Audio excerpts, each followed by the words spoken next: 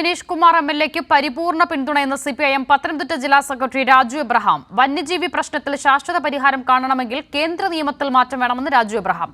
Forest സ്റ്റേഷനിലെത്തി Konni MLA നടത്തിയ ഇടപെടൽ വാർത്തയായതിന് പിന്നാലെയായിരുന്നു സിപിഐഎം പത്തനംതിട്ട ജില്ലാ സെക്രട്ടറിയുടെ പ്രതികരണം.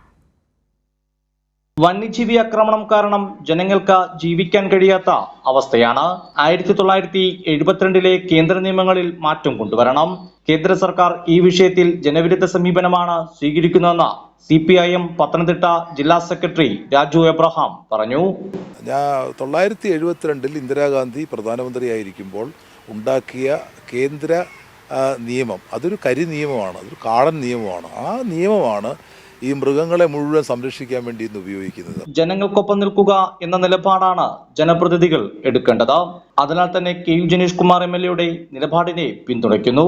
ജനീഷ് കുമാറിന് പരിപൂർണ പിന്തുണ തന്നെയാണ്. ജനീഷ് കുമാർ ജനപ്രതിനിധിയാണ്, ജനങ്ങളുടെ പ്രശ്നങ്ങൾ ഏറ്റെടുക്കുന്ന ജനപ്രതിനിധിയാണ്.